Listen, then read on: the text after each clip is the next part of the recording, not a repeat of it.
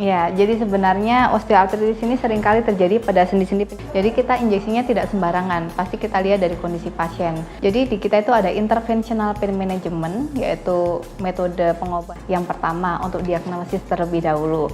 Yang mana USG ini dia bisa membantu diagnosis. Kemudian yang tidak kalah penting adalah latihan. Nah, latihannya seperti apa nih? Ada latihan.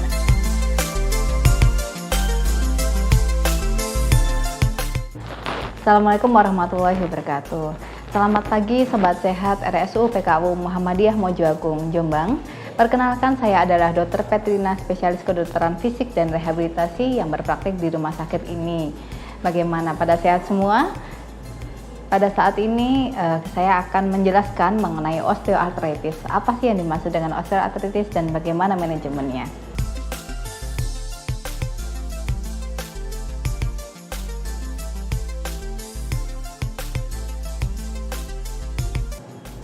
Oke, pertanyaan yang bagus nih. Jadi osteoartritis itu adalah sebuah degeneratif pada kartilago sendi. Ya, seringkali kan pasien datang ke kita dengan keluhan nyeri pada sendi lututnya. Nah, seperti itu biasanya kita seringkali diagnosis dengan osteoartritis.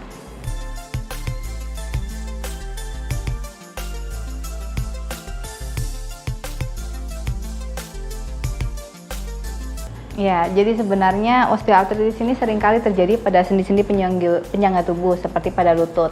Tapi dia juga bisa terjadi pada sendi-sendi lainnya seperti pada sendi pinggul. Kemudian pada pekerja-pekerja yang melibatkan ekstremitas atas seringkali dia mengalami pada sendi bahu ataupun sendi tangan dan sendi-sendi lainnya.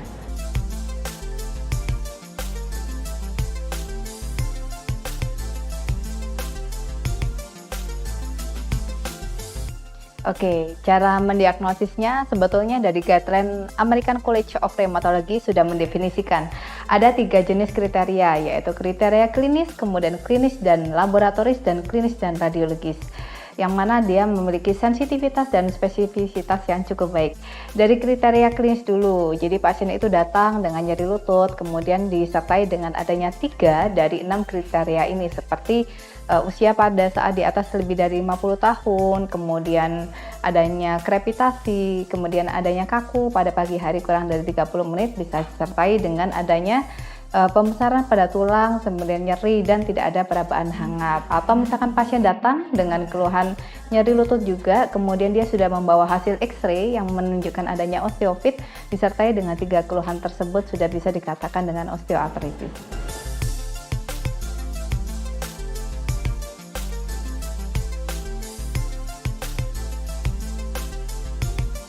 Oke, kita lanjut ke tata laksana. Di rumah sakit kita, tata laksananya selalu multi komponen.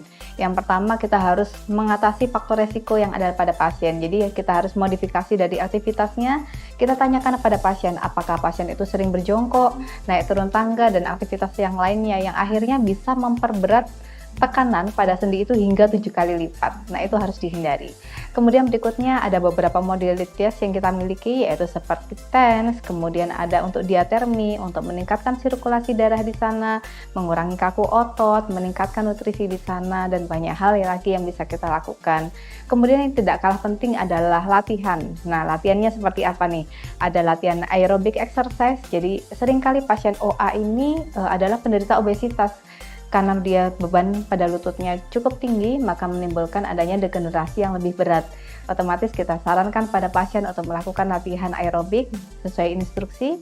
Kemudian yang berikutnya adalah latihan penguatan pada ototnya. Jadi otot-otot di sekitarnya yang sebagai stabilisator aktif itu harus dikuatkan, seperti quadriceps, hamstring, dan lain-lainnya. Kemudian latihan fleksibilitas dan masih banyak lagi. Kemudian tidak kalah penting adalah pemberian alat bantu jalan. Nah, bisa juga dilakukan alat bantu jalan ini sesuai dengan kondisi yang ada pada pasien. Apakah dia perlu tongkat, walker, sehingga dia bisa membagi beban tubuhnya dengan alat bantu jalan tadi. Oh iya, tidak lupa kita punya sesuatu yang spesial dari yang lain, yaitu adalah teknik IPM atau Interventional Pain Management.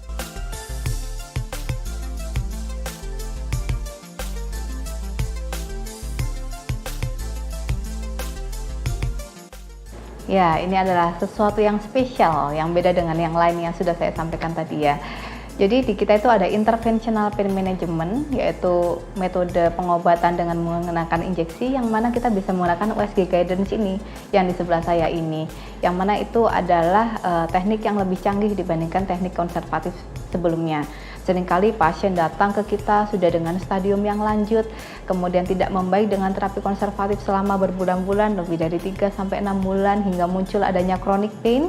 Nah, itu adalah suatu indikasi untuk diberikan terapi ini. Selain itu juga bisa juga pada pasien-pasien yang sebetulnya indikasi diberikan bedah, namun ternyata pasiennya memiliki beberapa komorbid yang akhirnya menyulitkan kondisi pasien jika dilakukan tindakan surgery.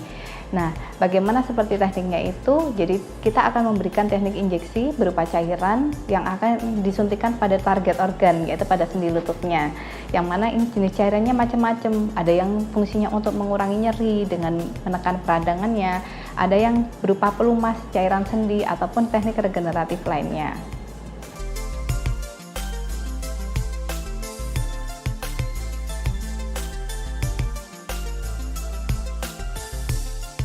Oke, kenapa harus dengan USG? Kita tahu USG itu termasuk salah satu imaging yang efek sampingnya juga sangat amat minimal, dan ini sangat penting untuk tindakan injeksi kita. Yang pertama, untuk diagnosis terlebih dahulu, yang mana USG ini dia bisa membantu diagnosis melihat struktur organ itu lebih detail. Jadi kita lebih tahu, bukan hanya dari pemeriksaan fisik, tapi kita tahu secara strukturnya ini mana saja yang terkena atau terdampak yang menimbulkan adanya nyeri. Kemudian yang kedua, pada saat kita melakukan injeksi, pada saat needle insertion, kita tahu lebih presisi dengan adanya USG ini. Oh, ini adalah target organnya, ini yang harus saya injeksi. Kemudian yang ketiga, pasien dengan OA lutut ini sering mengalami adanya efusi pada sendi lututnya. Jadi ada banyak akumulasi cairan di sana. Sehingga cairan itu harus kita ambil dulu. Dengan adanya USG kita tahu perkiraan berapa cc, berapa yang harus kita ambil dan sebagainya. Sehingga zat-zat peradangan di sana bisa diambil dulu sebelum kita memasukkan obat ke target organ.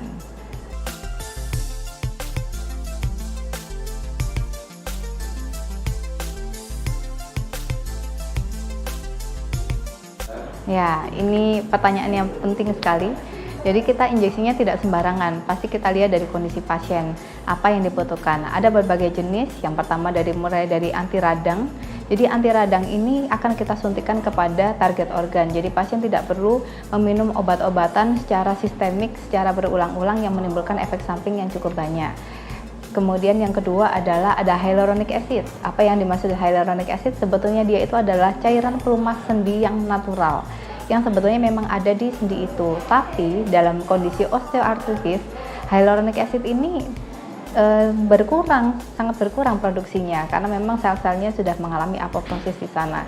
Sehingga di sini kita perlu suplai dari luar. Akhirnya ketika sendi itu terlumasi dengan baik, viskoelastisitasnya cenderung baik, maka pergerakannya pun akan lebih baik dan nyeri pun akan sangat amat berkurang.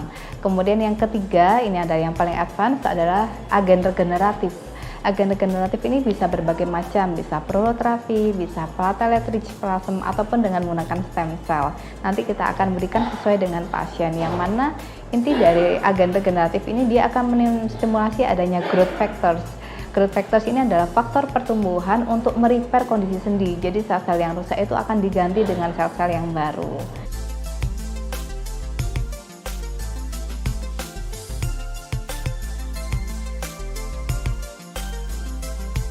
Ya, interventional pain management ini bisa digunakan untuk banyak kasus di bidang neuromuskuloskeletal. Seperti contohnya pada kasus bahu, nyeri pada bahu karena bisa karena perlengketan pada sendi bahu ataupun robekan pada struktur jaringan lunak di sana, ataupun pada kasus carpal tunnel syndrome atau CTS, kemudian trigger finger, kemudian pada kasus lutut dan kasus-kasus lainnya seperti kasus pada ankle, yaitu ATLL tear ataupun adanya plantar fasciitis dan berbagai jenis kasus-kasus pada otot, kemudian jaringan lunak dan berbagai kasus saraf yang lainnya. Sekian pemaparan dari saya, semoga bermanfaat bagi Bapak dan Ibu sekalian. Jika ada keluhan apa-apa, jangan lupa berkonsultasi ke RSU PKU Muhammadiyah Mojoagung Jombang. Salam sehat, bye-bye.